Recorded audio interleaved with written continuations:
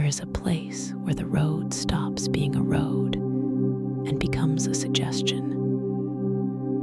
Wren Calloway noticed it first in the way the gravel grew softer beneath her tires, the crunch fading to a low hush, as though the land itself were asking her to slow down. She had been driving for 7 hours. The city had let her go in pieces. First the billboard signs, then the gas stations, then the highway noise, which peeled away layer by layer until there was only the sound of her own breath and the low, even hum of the engine moving through the pine-edged dusk. The cottage came into view just as the sun released its last color into the sky.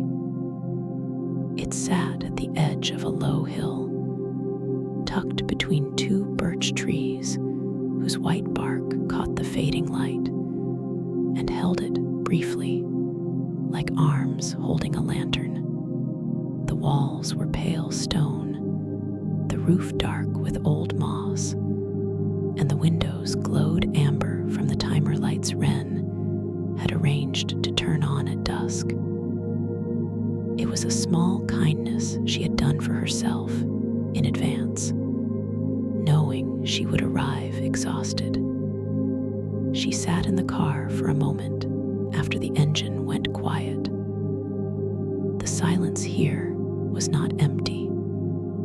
It had texture. She could hear the distant movement of water, slow and unhurried, like someone turning the page of a very long book. She could hear the wind moving through the birch leaves with a sound like whispered counting. And she could hear her own heartbeat, which had been too fast for weeks, begin very slightly, almost imperceptibly, to ease. She stepped out. The air smelled of pine and something green and damp, the kind of smell that exists only near still water, the smell of things left to grow without interruption. The path to the cottage door was lined with smooth river stones, each one placed with care, each one pale in the growing dark. Wren walked slowly. Her legs ached from the drive, and she let them carry her at their own pace, not asking more of them than they could give. Inside, the cottage was small and warm. The previous owner, a woman named Elise Moorfield, who had passed the previous summer and left the property to Wren through a distant branch of family, had draped the furniture in cream linen. Wren lifted the cloth from a wide armchair by the front window and sat down without removing her coat. She pressed her hands into the armrests. The chair was deep and soft, the kind that holds you rather than merely supports you. Through the window, she could see a faint shine on the water below the hill. She had known there was a lake, but she had not quite imagined it, and now the imagining was unnecessary, because there it was silver and still, and so perfectly quiet she almost wanted to apologize for looking at it. She would unpack in the morning. Tonight she would only sit and listen, and let the distance she had traveled slowly become something other than exhaustion. The timer lights dimmed to a warmer hue. Outside, the first stars appeared, unhurried, one by one. Slept in the armchair that first night. Not deeply, not the way she used to sleep before everything had grown so complicated and loud, but she slept. She woke to pale gray light filtering through linen curtains, and for one unhurried moment, she had no idea where she was. There was only the smell of cedar and old wood and the distant, liquid sound of the lake. Then she remembered, and the remembering was not heavy. It was almost gentle. She made tea in a small copper kettle she found on the stove. The kitchen was simple. Stone counters, a deep iron sink, shelves holding mismatched cups, and a row of dried herbs in paper-tied bundles. Lavender, chamomile, something she couldn't name that smelled like rain on warm stone. She chose a wide blue cup and filled it and carried it through the back door and down the slope toward the water. The path behind the cottage was narrower than the front one. Tall grass brushed her ankles, still wet with dew, and she felt the cool of it through her socks and did not mind. The hill curved gently down to a wooden dock that extended out over the lake, perhaps 15 feet long, its planks silver gray with age, each board slightly different from the last, as though they had been added over many years by many hands. She walked out to the end of the dock and sat. The lake was larger than she had expected from the window. It curved out to her left and right, lined on all sides with pine and alder and low willow trees, whose trailing branches touched the surface with the barest, most careful contact. The sky above was a pale and milky blue, not yet committed to full daylight, still holding a little of the night's softness in its color. And then she saw it.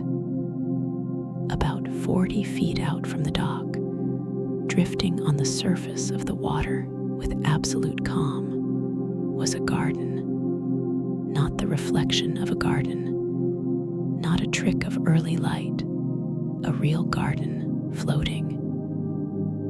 It sat on what appeared to be a wide, low raft woven from reeds and pale willow branches, and on its surface grew moss and grass and a dozen kinds of small flowering plants. There were clusters of white flowers she recognized as water buttercup, and low sedge grasses, and what looked like a rosemary plant growing from a mound of dark, rich earth at the garden center, its branches silvery and fragrant even from a distance.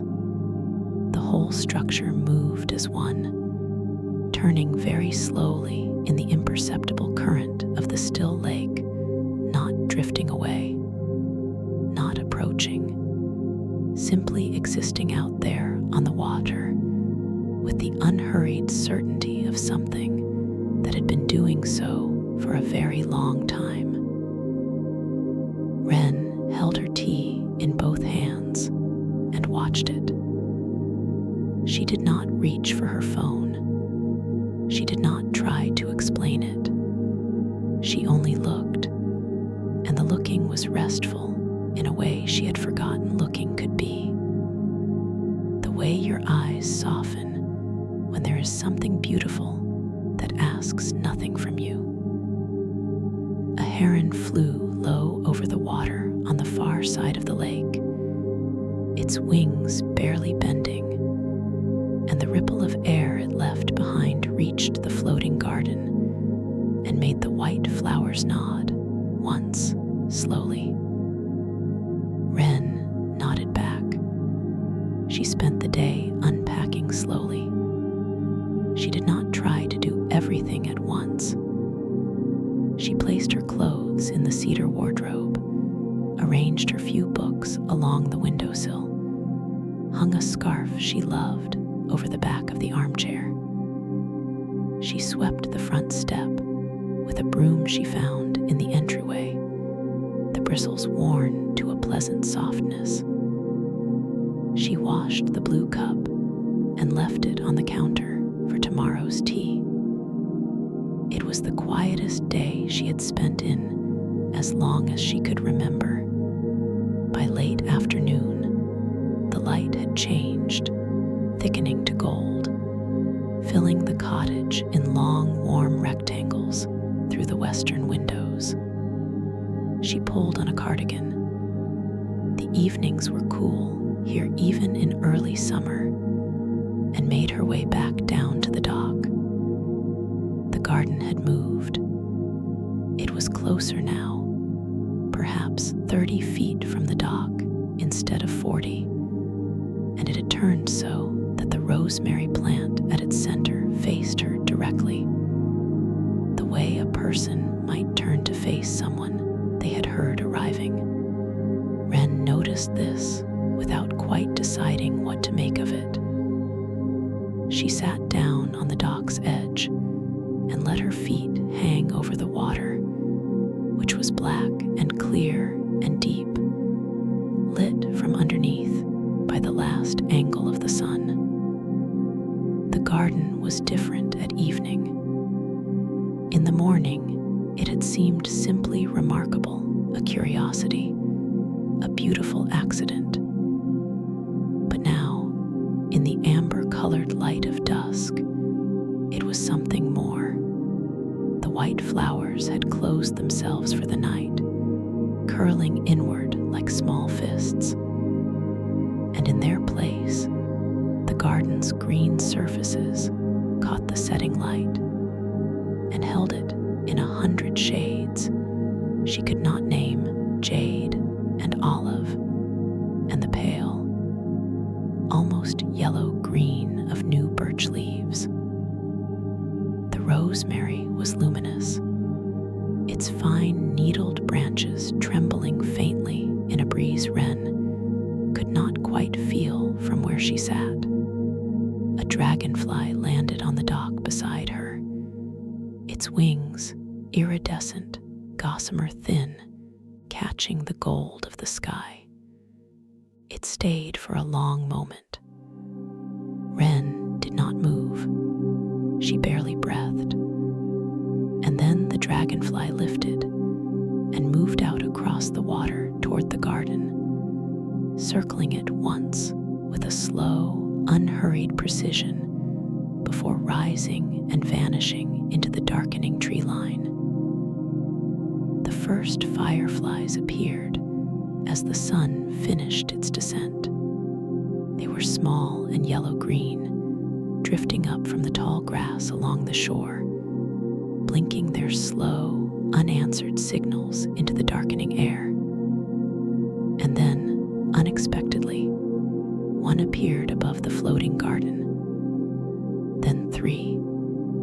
Then a constellation of them, hovering over the plants and the earth and the sleeping white flowers, lighting the whole surface in a gentle, unsteady glow. Wren felt something soften in her chest that had been tight for a very long time. She did not name it. She did not try to understand it. She only felt it the way you feel warmth from a fire you are sitting close to, not dramatically, not all at once, but thoroughly from the inside out. The lake held the last of the sky's color in its surface pink, then peach, then a soft and absolute indigo. She stayed until the stars came. On the second morning, Wren was in the kitchen when she heard the gate. It was a low iron gate at the edge of the property. She had noticed it when she arrived, nearly hidden in the tall hedge that bordered the eastern side of the garden. She had not expected anyone to come through it, and yet she found, when she looked up from her tea, that she was not startled. There was something in the sound of the latch, careful and unhurried that did not feel like an intrusion.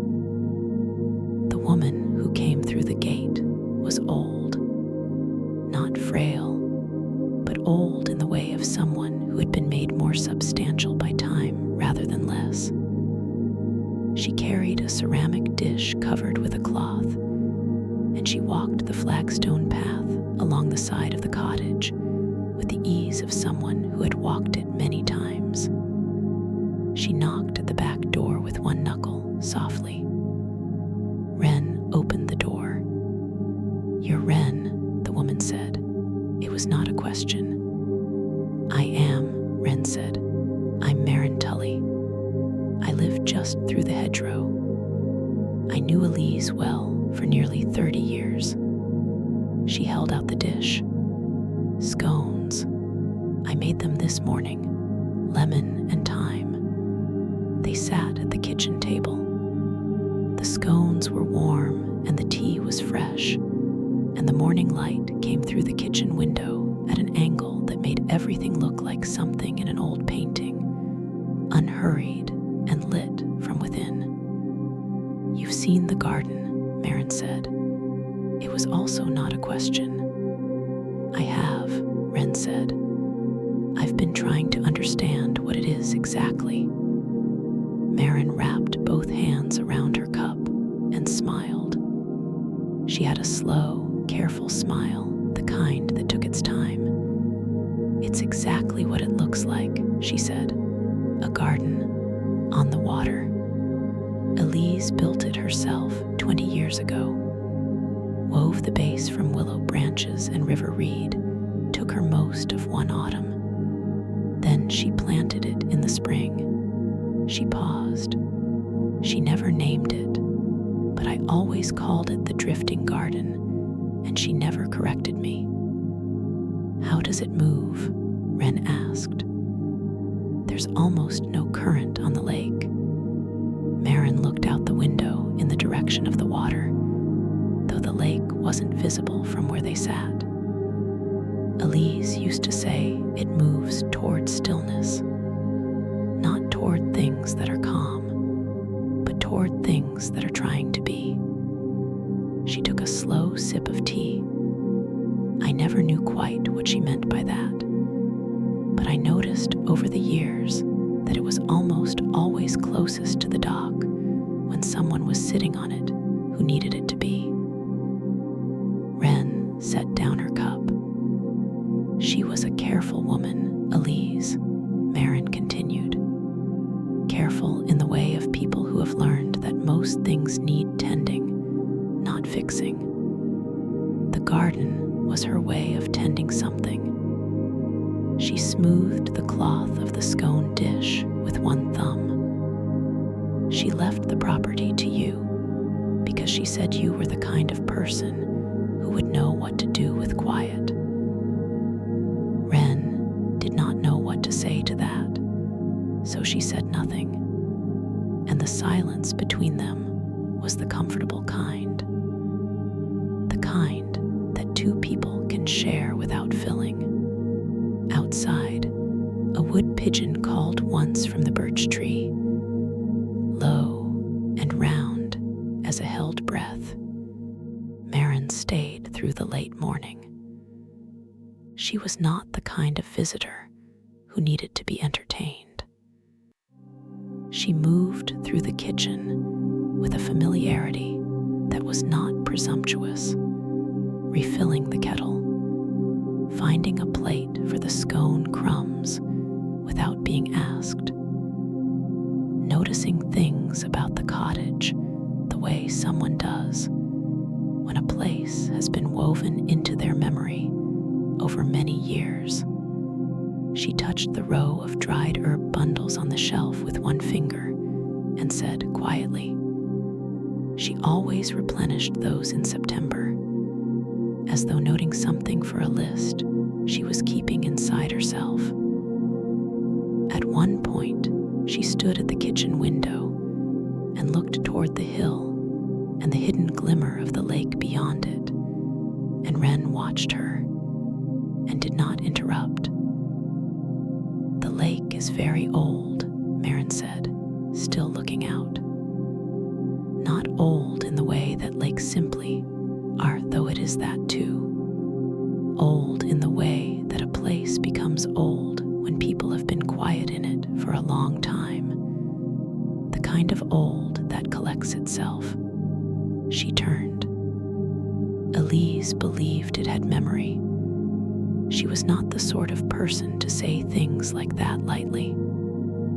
What kind of memory? Wren asked. Not the kind that records, the kind that receives. Maren sat back down. She said that when she first came here, she was in her 40s then. She had been through a significant loss, the details of which she kept private. The water was the first thing that asked nothing of her. She could sit at the dock, and the lake didn't need her to speak, or explain, or recover on any particular schedule. She said it felt like being genuinely listened to for the first time. Wren felt something move in her chest. And the garden, she asked. The garden was her response, Maren said simply. She said she wanted to give the lake something back, something growing, something that didn't need to be anywhere in particular. She smiled. She planted lavender on it the first spring. Lavender and chamomile and a sedge grass she'd found growing along the bank. She carried the soil out to it in a small boat, bucket by bucket. Took her several trips. Her eyes softened at the memory. She said it was the most useful thing she had ever done. They were quiet for a while. Does it truly move toward the dock on its own? Wren asked. I've watched it for 20 years, Maren said. I can't explain the mechanics. But yes, when someone is sitting at the water's edge with something weighing on them, and they go still enough, not forced still, not trying to meditate still, but genuinely quiet, the garden drifts closer. Elise thought it was the temperature difference in the water from a person sitting above it. Dock boards warming in the sun, the shadow of a body, something physical. She paused, but she also said she didn't need to know exactly why. She only needed to know it happened. Wren looked at her hands around her cup. I haven't been sleeping well, she said. It was the first time she had said it plainly in a long time. Maren nodded once, without surprise. I know, she said gently. That's often how people arrive at a place like this. She rose to leave and set a warm hand briefly on Wren's shoulder. Come out to the dock tonight. Don't try to sleep. Just sit. She tried to sleep at 10. She pulled back the quilt on the cottage's narrow bed. It was a patchwork quilt, made from what looked like old linen shirts. Each square a slightly different shade of cream or blue or faded green, and lay down and closed her eyes and waited for the darkness behind them to soften into sleep. She was tired. She could feel the tiredness in her shoulders, in the backs of her knees, in the particular heaviness that settles behind the eyes when a person has been awake too long and asked too much of themselves. But sleep, as it so often did, declined to arrive. Her mind moved through its familiar pattern. It rehearsed conversations that had happened weeks ago, sentences she could have said differently, things that had gone unresolved. It offered small and unnecessary anxieties about the morning, about the drive home eventually, about things that needed doing in a city she had deliberately left behind. It was not a cruel mind. It did not mean to keep her awake. It was simply a mind that had forgotten how to stop moving. The way a wheel keeps spinning for a long time after the cart has come to rest. She lay with her eyes open and looked at the ceiling, which was low and beamed and painted a soft white that glowed faintly from the moonlight coming through the window. A moth made slow circles near the lamp she had left on across the room. The cottage breathed around her, the settling sounds of old stone and wood, a sound like a slow exhale. At 2 a.m, she rose. She put on her cardigan and her soft, soled shoes and took the wool blanket from the foot of the bed. She did not turn on a light. The moon was full enough to show her the path behind the cottage, the tall grass pale and silver, the dock extending out over the dark water like a sentence incomplete. She walked out to the end and sat. The night was cool and vast. The stars above the lake were extraordinary, the kind of stars visible only when there is no city light for miles in any direction. Stars so numerous and dense that the sky between them seemed almost unnecessary. She had not seen a sky like this in years, and she sat with her blanket around her shoulders and simply looked up for a long time, not thinking anything particular, just receiving the enormity of it without trying to hold it. The lake was black and perfectly still. The night insects sang from the grass along the shore in low, overlapping pulses, not loud, but continuous, like the sound a heartbeat makes when you press your ear to something warm. She did not look for the garden at first. She had forgotten it, almost, or rather, she had let it move to the edge of her attention in the way that something real and patient waits for you to be ready for it. When she finally looked out across the water, she found that the garden had moved.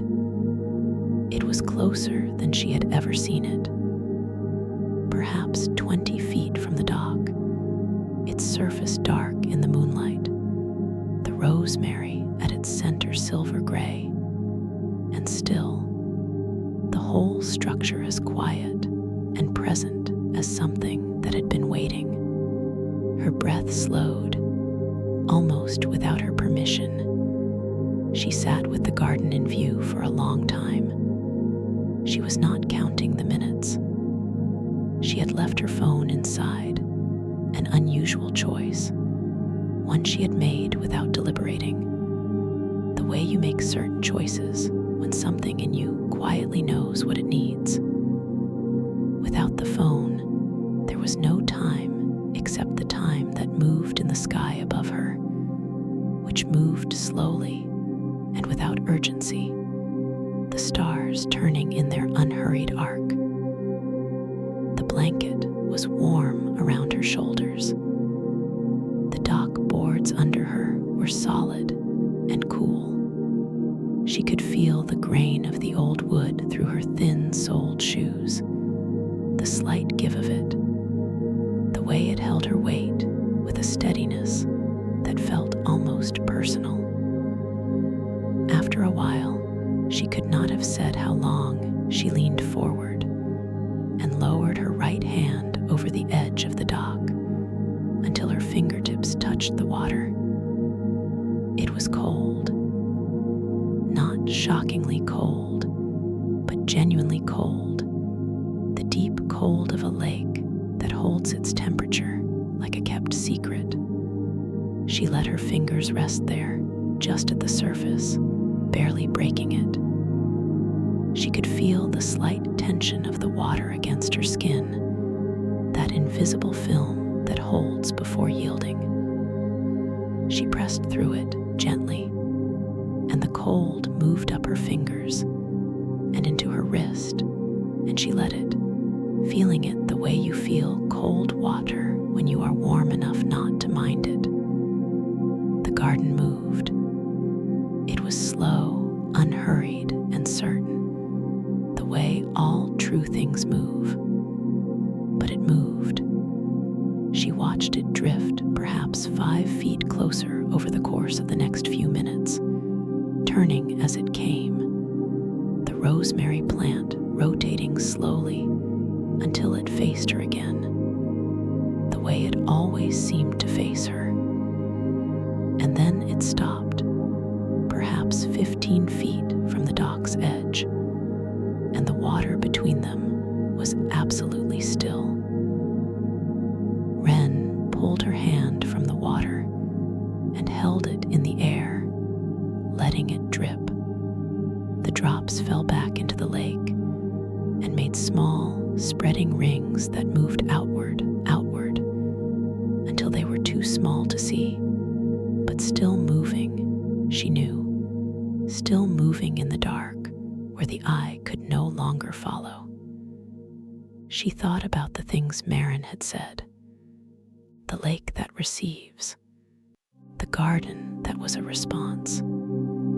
Elise, who had come here with a loss she had kept private, and had chosen to answer it not with explanation or resolution, but with something growing on the water. Wren did not know her own losses by their names, always.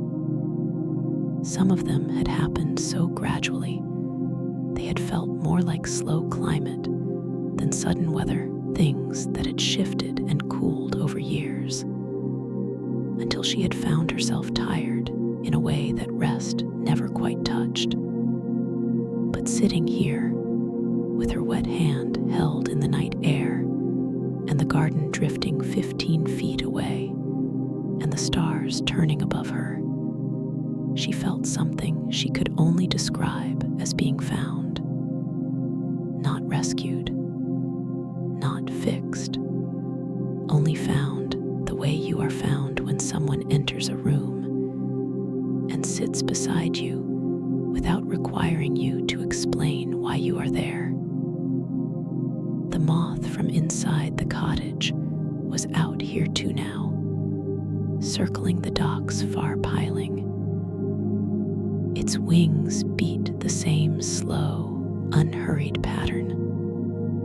The garden rocked, almost imperceptibly, on the still water. She must have drifted. She wasn't sure when it happened or how.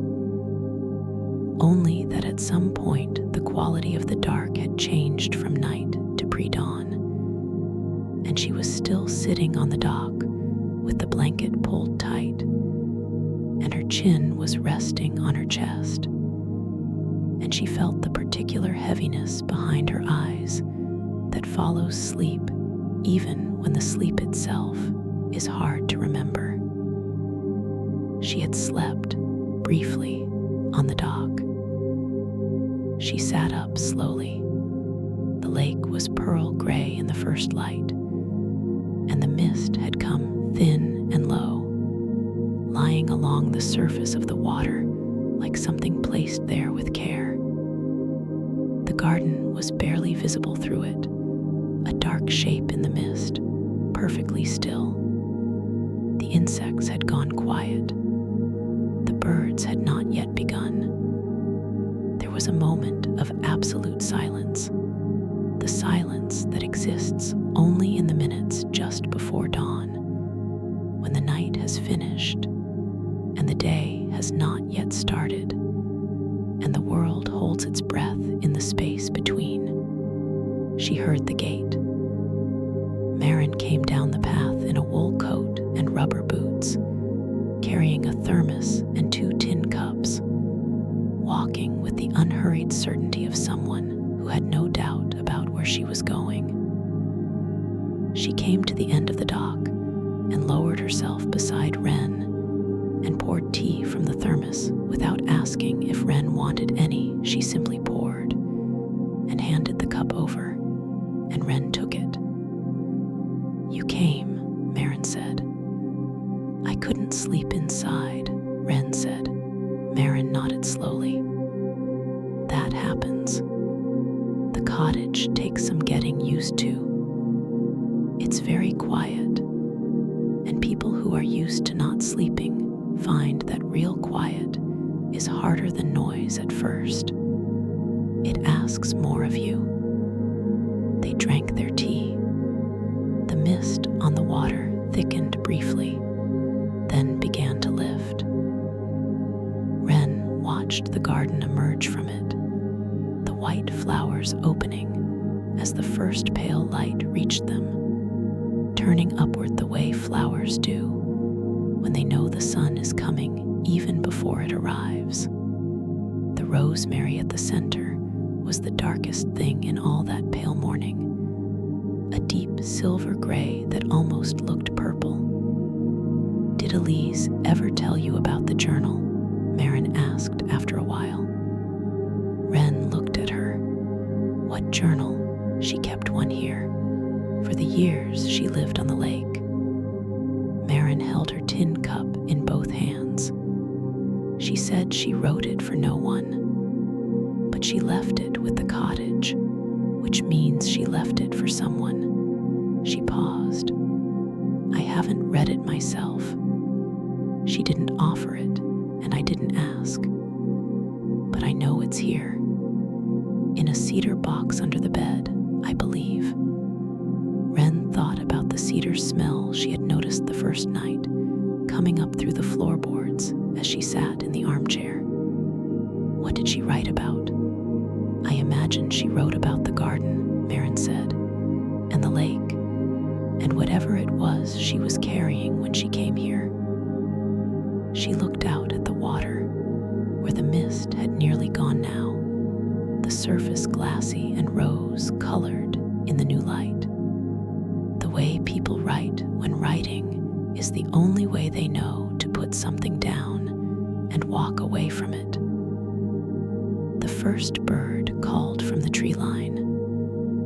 A thrush, clear and unhurried, its song more question than statement.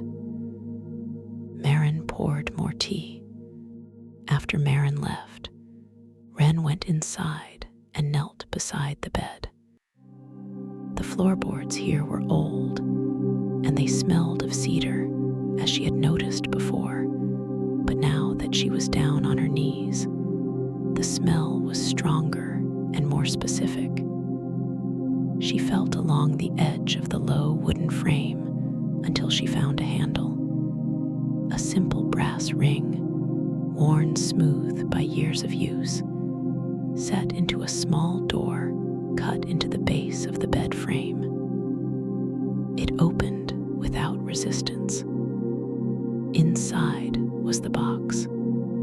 It was a simple cedar box, about the size of a large book, wider than it was tall, pale wood, unfastened. The cedar smell rose from it warmly, the way certain smells carry memory, even when they are not yours. Wren sat on the floor with the box in her lap and did not open it immediately. She held it. She felt the weight of it, which was not heavy but was solid. Something inside shifted slightly as she tilted it, the small sound of pages. She opened the lid. The journal was inside, along with a folded piece of paper, a small dried sprig of rosemary bound with a thread, and a smooth river stone, oval and gray, the color of a winter sky.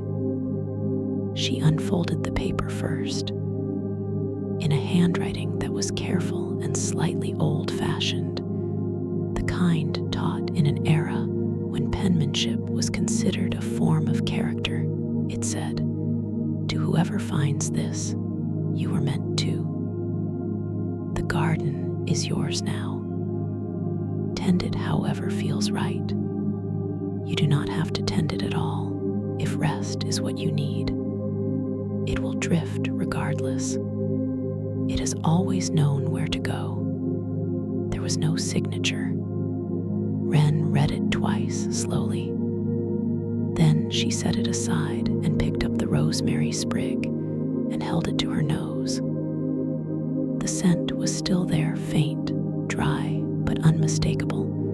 The same scent she had noticed drifting across the water when the morning light hit the garden just right. She held it for a long moment, eyes closed. Then she opened the journal. The first page held only a date, 22 years ago, and a single sentence. I came here because I had run out of places to put things. Wren felt the words the way you feel a door opening onto a room you had not known was there. A small, sudden sense of space. She read the sentence again, and then again. It was a sentence she understood in a way that required no explanation, no context, no knowledge of whose hand had written it. She closed the journal, not because she didn't want to read further, she did. She wanted to read every page, but she understood, in the careful and particular way that some things make themselves understood, that this was not the moment, that the journal was something to read slowly outside, where the air moved and the water was visible, and the reading could become part of something larger than just sitting with words in a quiet room. She placed everything back in the cedar box, the journal, the note, the rosemary, the stone, and closed the lid gently. Then she rose and went to make another cup of tea. Through the kitchen window, the lake shone silver under the mid-morning sun. The garden was barely a dark shape at its center, patient and unhurried. She took the journal to the dock that afternoon. She sat cross-legged at the end, with the cedar box beside her and the journal open on her knee, and she read slowly. Not the way she usually read, scanning, rushing to the end of sentences, but in the slower way that the handwriting itself seemed to require, each word given its own small space before the next one arrived. Elise wrote the way someone speaks when they have been alone for a long time and have stopped censoring themselves. The entries were not diary entries exactly. They did not follow the format of days reported. They were more like letters addressed to no one specific, or to the lake itself, which Elise sometimes addressed directly. Dear Lake, she wrote in one early entry, you were here before any of us, and you will be here after, which is both a comfort and a correction. She wrote about the loss that had brought her to the water, though she kept its edges soft, the way you keep the edges soft on something still tender. Someone she had loved had been gone. That was all she said, and it was enough. It held the full weight of what it meant without requiring details. She wrote, I don't know how to carry this with me everywhere I go, and I don't know how to put it down. I think what I need is to put it somewhere, not to get rid of it. Only somewhere outside of me, somewhere I can visit. The first mention of the garden appeared about 30 pages in. I have decided to build something on the water. A garden floating. I don't know if it will hold. I don't know if earth will stay or if the roots will take. But I need to do something with my hands that has to do with growing and not with loss, even if the growing is the way I am answering the loss. Wren read this paragraph 3 times. She understood the impulse exactly, not the specifics, but the shape of it. The need to do something that is not about the hard thing, but is somehow made of it. The way grief or exhaustion, or whatever you call the thing that keeps you awake at 3 in the morning, the way it needs somewhere to go that is not simply out of you, but into something. Elise wrote about the first spring planting, about the bucket trips with the small boat, about the way the willow branch base creaked under the soil's weight until it didn't, until the roots took hold and the whole structure became somehow more itself once it was weighted down.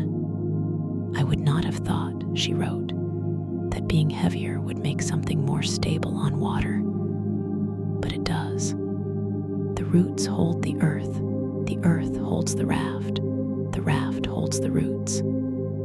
It is a closed system. It has its own logic now. The garden was perhaps 20 feet from the dock. Wren looked up from the page and looked at it. The white flowers were open, facing the sun. The rosemary moved in a breeze she could just barely feel. She thought about closed systems, about things that hold each other in place. She turned the page. On the second evening, she came to the dock earlier. The sun was still 2 hours from setting when she settled at the end of the dock with the journal, and the light was full and warm and fell across the pages at a low angle that made the ink seem almost raised from the paper. She had brought a pillow from the armchair, an old cushion covered in faded yellow linen, and she arranged it beneath her and sat with her feet flat on the dock and the journal open in her lap and began to read where she had left off. After a while, she began to read aloud. She wasn't sure what made her do it. The impulse arrived without announcement, the way the right impulse usually does, and she gave voice to one of Elise's entries in a quiet, unhurried tone, speaking the words into the open air above the lake. The garden has been out there for 3 years now. It is completely its own thing. It has grown past what I planted into something I could not have planned. There are grasses on it I didn't put there, seeds carried by the wind or the birds. There is a small fern at one corner that arrived last autumn and seems entirely comfortable. I think of this often, that things grow beyond their origins, that what you begin is not necessarily what you complete. Her voice was soft. The words moved out over the water and dissolved into the air without echo. The garden had drifted closer again during the time she had been sitting there. She noticed this with a quiet recognition now rather than surprise. 15 feet, perhaps, the distance of a room. She continued reading entries. Elise wrote about learning to sleep again. It had taken her a long time, she said.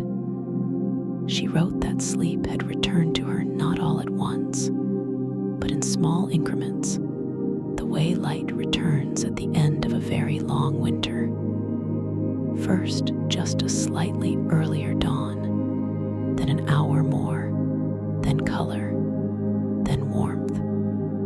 I stopped trying to sleep. She wrote in one passage that made Wren pause and read it twice, and began only trying to rest. And rest, it turned out, was something I could do. Sleep followed rest the way spring follows the last cold week of winter, not because I forced it, but because the conditions finally allowed it. Wren set the journal face down on the dock beside her. The lake was golden in the evening light. A pair of mallards moved slowly along the far shore, their reflections moving with them in the glassy water. The tall grass at the shoreline swayed in a slow, continuous breath of breeze, its movement liquid and unhurried, each blade finding its own path within the same general motion. She thought about the difference between resting and sleeping. She had been trying so hard to sleep for so long, lying very still, breathing carefully, counting things, and failing. She had never tried simply resting. She had always treated rest as a waiting room for sleep, not a destination itself. She picked up the journal again and held it against her chest, looking out at the garden. The rosemary was almost within reach now. If she had been in a boat, she could have touched it. On the third morning, she found a blank notebook in the kitchen drawer. It was a small one, with a soft gray cover, unlined pages, a pencil tucked into its spine. Nothing had been written in it. It had the particular blankness of a thing that has been waiting without impatience, not insisting on being used, simply available. She carried it down to the dock with her tea and opened it in her lap. She had not drawn anything in years. She did not think of herself as someone who drew. But sitting at the end of the dock, with the garden floating 20 feet away in the clear morning light, she found that she wanted to record its shape, not to capture it. She understood that the garden was not the kind of thing you could capture, but to note it, the way you might make a small mark to show where you stood at a particular moment. She started with the outline. The garden was roughly oval today, though its edges were soft and irregular, where the reeds and grasses grew outward over the water on all sides. She sketched the curve of it lightly, in short strokes, not pressing hard, letting the pencil move without demanding precision. She drew the rosemary plant at the center, taller than she had first thought, its branches spreading in a loose dome shape, each one trailing smaller branches that trailed smaller ones still, all the way down to the finest tips. She drew the white flowers at the garden's edges. They were closed in the morning shade cast by a passing cloud. But as the cloud moved on and the sun fell back across the water, they opened while she watched, slowly, like palms turning upward, and she added their open shapes to the sketch, 4 petals each. The small yellow center she could just barely see at this distance. She drew the water around the garden. This was harder. Water has no fixed shape to draw. It is made of light and movement and reflection, and the pencil kept wanting to settle on a line that wasn't there. She drew it instead in small marks, hatching, the way you might suggest a texture rather than depict a surface. And when she tilted the notebook and looked at it from a slight angle, the marks did look like water, or like the idea of water, which was perhaps all a drawing could honestly be. She spent 2 hours sketching, stopping sometimes to simply look, sometimes to drink her cooling tea, sometimes to watch a particular movement of the garden in the wind. The way one branch of rosemary lifted, turned slightly, and settled back in a new position, as though considering.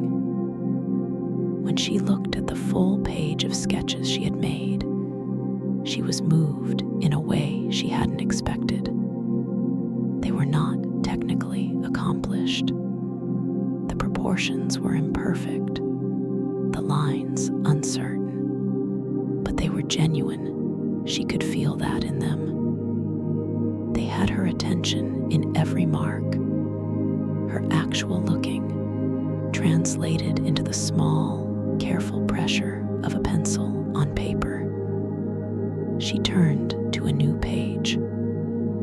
On this one, she wrote slowly, in her own handwriting, things that move without forcing themselves. Below it, she began to draw the lake. That evening, something happened that Wren had not expected. She had come to the dock at her usual time, the early evening, when the light was warmest, and she had brought the notebook and the journal and a second blanket, because the evenings had grown slightly cooler each day. She arranged herself at the dock's end, pulled the blanket around her legs, opened the journal, and looked up to find the garden. It was not where it usually drifted. She looked to the left, toward the far curve of the lake. It was not there. She looked right, toward the alder trees at the water's eastern edge. Not there either. She looked straight ahead and did not immediately see it, and then, slowly, she did. The garden had changed its shape, not dramatically, not in a way that defied the physics of a floating reed structure drifting on a still body of water. But as the garden had turned and moved over the course of the afternoon, it had arranged itself differently. It was no longer oval. It was long and gently curved on both sides. It had stretched, somehow, like a pair of arms extended, and the two ends of the curved structure nearly wrapped forward toward the dock, so that the whole shape, seen from above, would have looked like open arms, like something in the act of an unhurried embrace. Wren sat very still.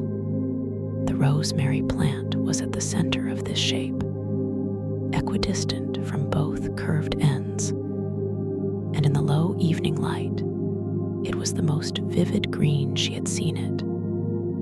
Not the silver gray of morning or the golden of midday, but a deep, living green that seemed almost to glow from within, the way certain things glow when the light is just right and the eye is calm enough to see clearly. She thought of Elise's words, "What you begin is not necessarily what you complete." She thought of the passage about rest preceding sleep, and the way conditions finally allow what forcing cannot produce. She thought about the shape the garden had made, and she did not try to decide whether it was intention or accident or the natural physics of water and wind. She did not feel she needed to decide. What she felt instead was something simpler, that the shape was beautiful, and that she was here to see it, and that this The seeing, the being here, the being present to something beautiful without needing to own or explain it, was perhaps the thing she had been most missing. Not sleep, exactly. Not rest, even. But presence. The soft, unhurried act of being somewhere fully.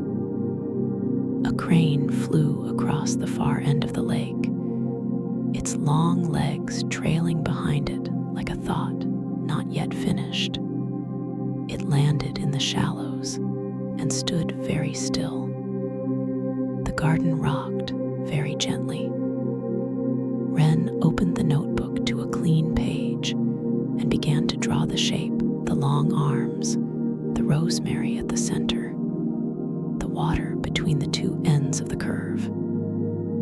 She worked slowly in the fading light, and by the time she had finished, the sun had set, and the garden was a dark and quiet shape on the dark water, and the stars were beginning. She felt lighter than she had in a long time. Maren came through the gate just as the last of the daylight faded to a thin band of rose along the tree line.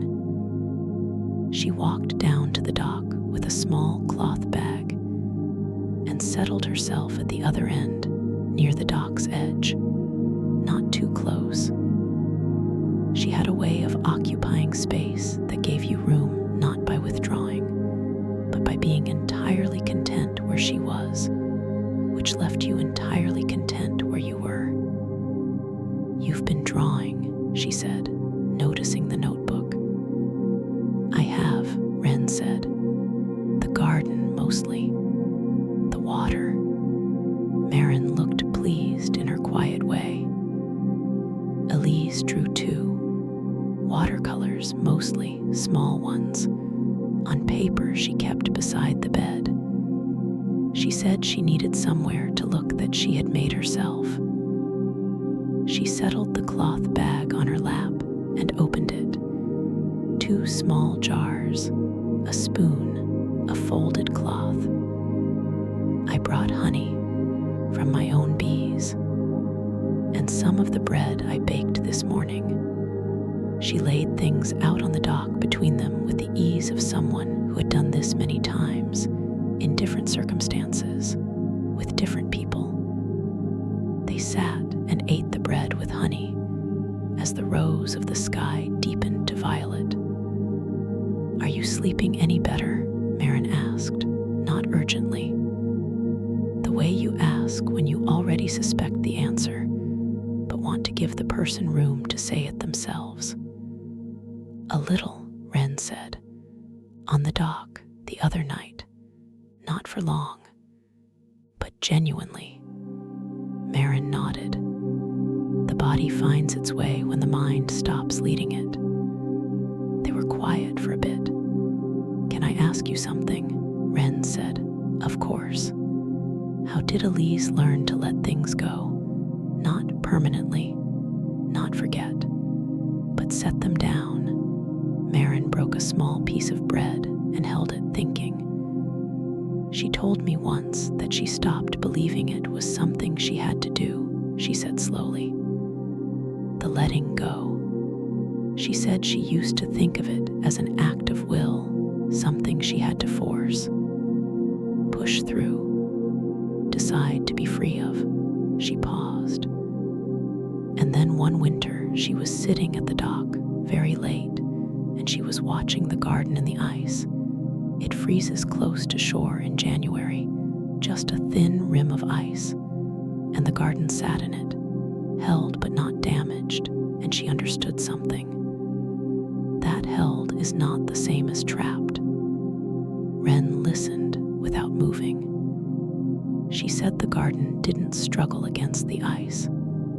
It only waited, and when the ice melted, it drifted again, exactly as it always had. Maren looked out at the dark water. She said she realized she'd been confusing holding on with being held. That being held by memory, by grief, by love, by whatever it was was not the same as being stuck, that she could be held and still be free, still be drifting. Her voice was soft. After that, she slept. Wren looked at the garden. In the dark, its shape was barely visible, a dark oval, two curved arms extended, the rosemary a faint shadow at its center. She thought, held and not trapped, drifting and not lost. The stars were full now. The honey on her fingers was sweet. "Thank you," she said quietly. Maren patted her knee once, gently, and they finished the bread in the good silence of two people who have said the thing that needed saying. Later, after Maren had gone home through the gate in the hedge, Wren remained on the dock. She did not go inside for the pillow. She did not check the time. She only pulled both blankets around her and leaned back until she was lying flat on the old silver-gray boards, looking up at the sky, which was so full of stars tonight that the darkness between them seemed secondary, a background rather than a fact. The night air was cool and smelled of the lake and the rosemary and the distant sweetness of something blooming along the far shore that she had not yet identified and found she did not need to. Some things were beautiful before they were understood. She closed her eyes. She did not try to sleep. She thought of Elise's words and Maren's, and she made no effort not to sleep, not to stop thinking, not to feel any particular way. She let the thinking move through her the way the breeze moved through the sedge grass along the shore, touching everything, disturbing nothing permanently, passing on. A thought came about work. She let it pass. A thought came about a conversation left unfinished. She let it pass. A thought came about the drive back, and the city, and the things waiting for her there. She held this one very gently for a moment, acknowledging it. And then she released it into the night air, the way you release a breath you have been holding without realizing. The dock rocked, very slightly, so slightly that she almost thought she had imagined it. But no, the boards shifted beneath her, and the water beneath the boards moved, and there was a soft sound, a brushing, a presence at the edge of the dock. She opened her eyes. The garden was there. It had drifted all the way to the dock's edge in the dark and settled against it with a gentleness that made no sound beyond the faintest whisper of reed on wood. Its two curved arms lay along both sides of the dock, not grasping, only resting, only present, only there. The rosemary was directly in front of her, an arm's length away, and its scent reached her now, not carried on a breeze, but simply there, warm and dry and green and familiar, the smell of something that had grown slowly and with intention in good earth over a long time. She lay very still and looked up at the stars and felt the garden beside her and the lake beneath her and the warm weight of the blankets on her body and the cool of the night on her face. And she understood not as thought, but as something deeper than thought, the kind of knowing the body does before the mind catches up, that she was held, not trapped, not stuck, held by the dock, by the water, by the garden that had drifted all this long way to sit beside her, by the memory of a woman named Elise, who had built something beautiful out of the material of her grief and left it here, still growing, still drifting, still finding its way to wherever it was needed. Her breathing slowed. The stars turned overhead in their ancient, unhurried pattern. The rosemary released its scent in a slow and steady warmth. And Wren Calloway, who had not slept deeply in longer than she could remember, closed her eyes and let herself be found, and drifted, at last, into the deep and dreamless peace of someone who has put something down and trusted the water to hold it. The garden rested. The lake was still. All was well.